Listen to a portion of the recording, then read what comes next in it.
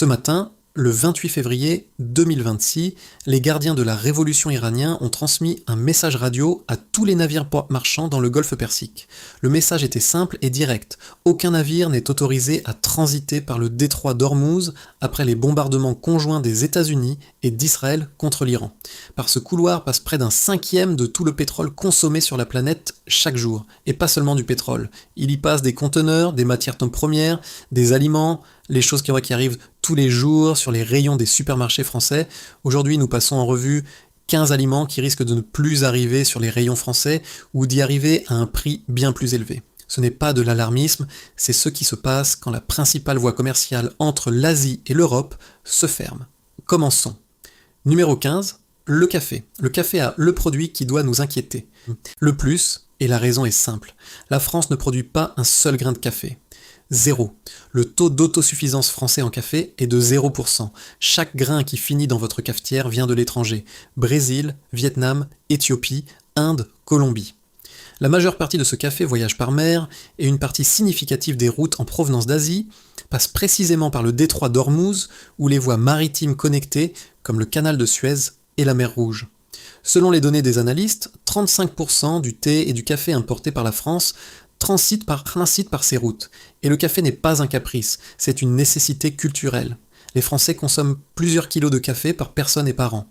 Le secteur de la torréfaction française, avec ses grandes maisons comme Malongo, Légal ou Café Richard, pèse plusieurs milliards d'euros. Si la matière première n'arrive plus, les torréfacteurs s'arrêtent, les prix montant, et le café au comptoir du bistrot, qui est déjà passé d'1 € à 1,50 € dans beaucoup de villes, pourrait franchir la barre des 2 € avant l'été. Entre 2020 et 2024, le café torréfié en France avait déjà augmenté de plus de 40%, et c'était avant Ormuz. Si le blocage dure plus de quelques jours, les stocks des torréfacteurs commencent à baisser, et quand les stocks baissent, les prix montent, pas graduellement, mais d'un coup. Les paquets de café moulus en grande surface pourraient voir une hausse de 15 à 20% en l'espace de quelques semaines. Avant de continuer la vidéo, je veux vous rappeler qu'à 100 000 abonnés, je ferai un tirage au sort avec plusieurs bons de réduction pour différentes enseignes, donc abonnez-vous, il ne manque plus grand chose, et écrivez-le dans les commentaires. Numéro 14, le riz basmati et le riz asiatique. La France produit certes du riz, en Camargue, notamment, mais le riz que nous importons est d'un type différent. Le riz basmati, le riz long, le riz pour la cuisine ethnique. Ce riz vient d'Inde, du Pakistan, du Vietnam et de Thaïlande. Et 67% de tout le riz importé par la France passe par les routes du canal de Suez et du détroit d'Ormuz. L'Inde, à elle seule, est l'un des plus grands exportateurs mondiaux de riz basmati. Et les navires qui transportent ce riz vers l'Europe passent par l'océan Indien, le golfe d'Oman et de là en Méditerranée. Si le détroit d'Ormuz reste fermé, ces navires doivent contourner l'Afrique. Des semaines supplémentaires de trajet, des coûts de transport qui doublent, des assurances maritimes qui, selon les estimations des analystes, pourraient augmenter jusqu'à 50%. Le riz de Camargue n'est pas en danger, mais ce paquet de basmati que vous achetez chez Carrefour ou Leclerc pourrait ne plus être là la prochaine fois que vous faites vos courses ou coûter le double. Numéro 13. Les épices. Poivre noir, curcuma, gingembre, cannelle, cumin, cardamome. La France importe pratiquement toutes ces épices de l'étranger. L'Union européenne a importé, rien qu'en 2022, 397 000 tonnes d'épices depuis des pays hors UE. Les principaux fournisseurs sont l'Inde, la Chine, le Vietnam, l'Indonésie et le Sri Lanka. Tous des pays dont les exportations vers l'Europe transitent par des routes qui touchent le golfe Persique ou la mer Rouge. L'Inde est le premier producteur mondial d'épices. Elle exporte du curcuma, du piment, du cumin, de la cardamome. Le Vietnam est le premier exportateur mondial de poivre noir. Le Sri Lanka est célèbre pour sa cannelle. Toute cette marchandise voyage par mer, et quand le passage le plus important du monde se ferme, les épices sont parmi les premiers produits à ralentir. Le marché français des épices pèse des dizaines de millions d'euros en grande distribution. Le poivre noir est utilisé par la grande majorité des Français au quotidien. Si les navires restent à quai, les prix montent et certaines épices moins courantes pourraient disparaître des rayons pendant des semaines. Numéro 12. Le thé. La France n'est pas le pays du thé, mais nous en consommons plus qu'on ne le pense. Thé vert, thé noir, tisane, boissons prêtes à base de thé. Le marché a beaucoup grandi ces dernières années, porté par la tendance au bien-être et aux boissons saines. Le thé vient principalement de Chine, d'Inde, du Sri Lanka et du Kenya. Et comme pour le café et les épices, les routes de transport passent toutes par les mêmes voies maritimes qui sont aujourd'hui bloquées ou menacées. Le gingembre utilisé dans les infusions, les feuilles de thé vert de Chine, le thé noir d'Inde, tout transite par l'océan Indien, tout risque des retards et des hausses de prix. Numéro 11, l'huile de palme. La France importe 100% de l'huile de palme qu'elle utilise, et elle en utilise bien plus qu'on ne le croit. L'huile de palme est présente dans les biscuits, les viennoiseries, les pâtes à tartiner, les produits de boulangerie industrielle, les cosmétiques, les savons. Les principaux producteurs sont l'Indonésie et la Malaisie, qui représentent ensemble plus de 80% de la production mondiale. Cette huile voyage dans d'énormes navires-citernes qui traversent l'océan Indien et le détroit de Malacca, pour ensuite entrer en Méditerranée en passant par le golfe Persique. Près de la moitié des huiles végétales importées par la France transitent par ces routes. Si le blocage d'Ormuz s'élargit, ou si les compagnies d'assurance refusent de couvrir les navires dans la zone, le prix de l'huile de palme monte. Et cette hausse se répercute directement sur le prix des produits en supermarché. Numéro 10, le gaz naturel liquéfié du Qatar. Ce qui n'est pas un aliment. Mais sans gaz, vous ne cuisinez pas. La France dépend du gaz naturel pour une part significative de son mix énergétique. Une proportion croissante du gaz importé arrive sous forme de GNL, gaz naturel liquéfié, transporté par bateau. Et une part importante de ce GNL vient du Qatar. Le Qatar exporte son gaz à travers le détroit d'Ormuz. Si ce détroit doit fermer, le gaz qatari ne sort plus. La France a des contrats à long terme pour l'importation de GNL, notamment via Total Energies. Et selon l'Agence internationale de l'énergie, une interruption à Ormuz mettrait en danger une part significative des importations européennes de GNL. Ce gaz ne peut plus sortir du Golfe. Le prix du gaz monte, les factures montent, et les coûts de production alimentaire montent en conséquence. Chaque produit qui est cuit, réfrigéré, transporté ou traité avec de l'énergie à gaz devient plus cher. Le pain du boulanger, le lait pasteurisé, les surgelés au supermarché. Numéro 9.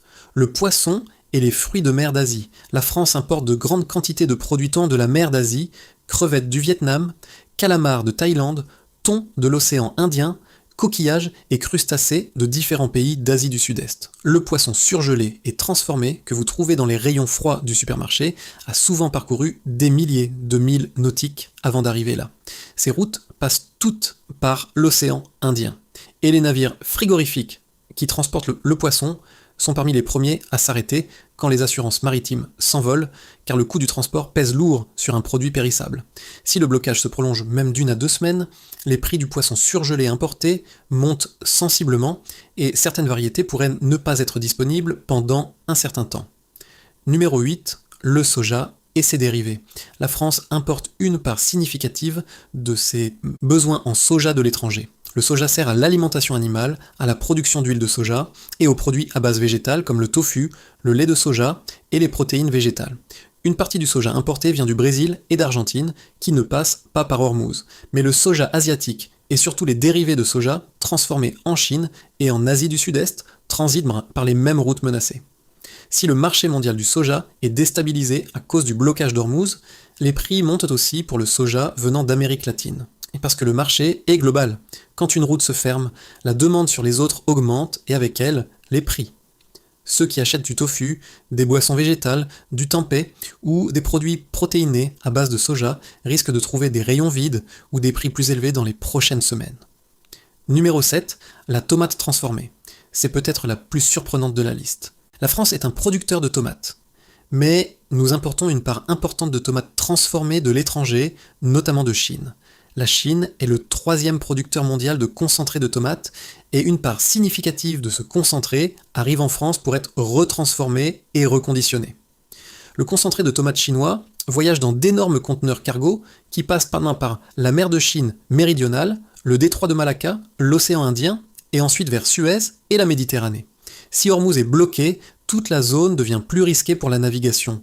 Les navires dévient, les délais s'allongent, les coûts augmentent, et quand arrive l'été et que la production française de tomates ne suffit plus à couvrir la demande industrielle, ce concentré importé devient essentiel pour les producteurs français. Numéro 6, les engrais. Encore une fois, ce n'est pas un aliment, mais sans engrais, la nourriture ne pousse pas. Le B. Moyen-Orient est l'une des principales zones de production et d'exportation d'engrais au monde.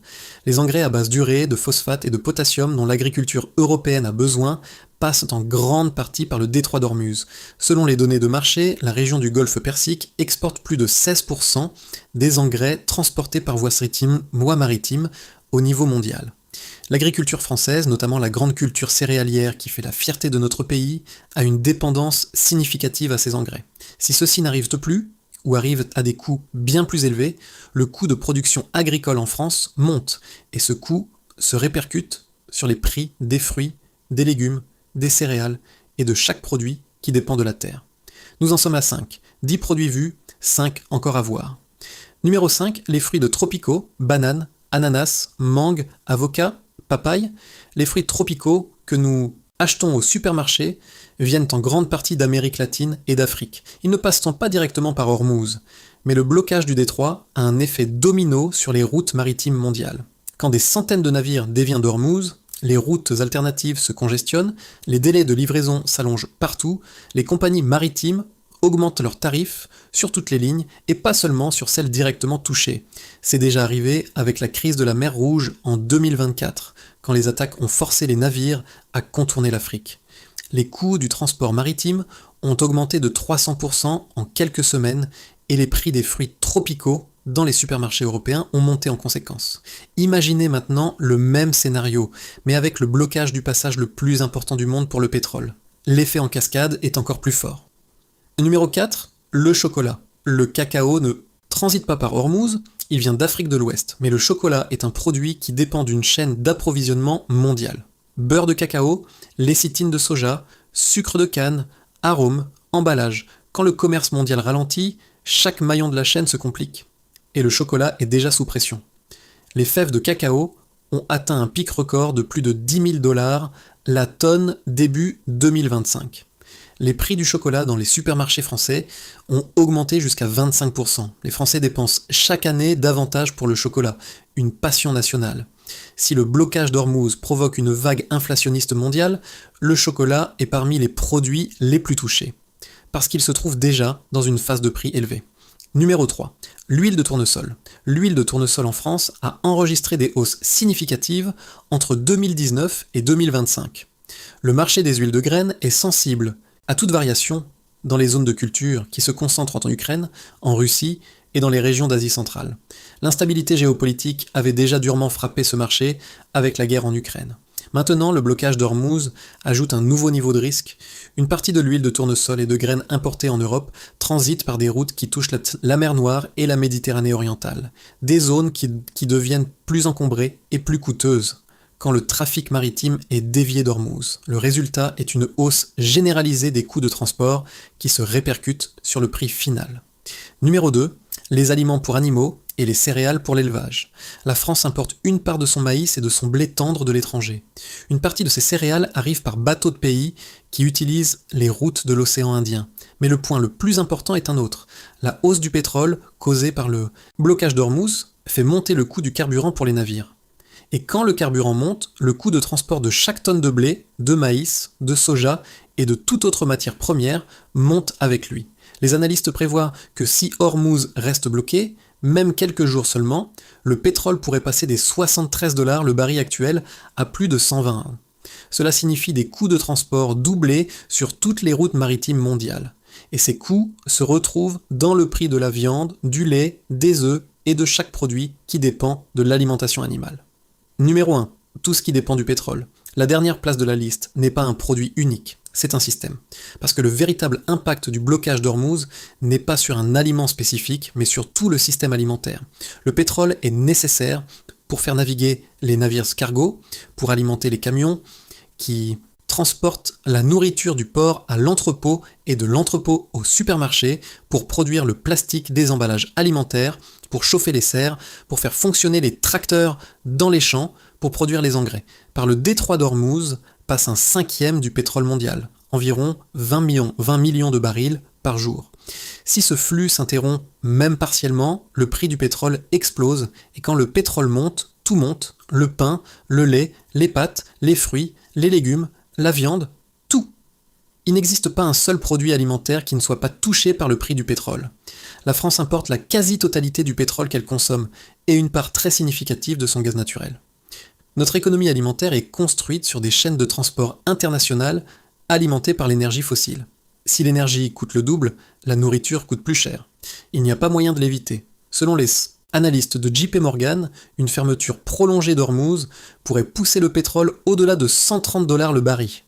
Bloomberg Economics estime que pour chaque baisse d'1% de l'offre de pétrole, les prix tendent à augmenter de 4%. Nous parlons d'un potentiel choc qui pourrait pousser l'économie mondiale en récession. Pour la France, qui importe la grande majorité du pétrole qu'elle consomme, cela signifie une hausse des coûts sur toute la filière alimentaire.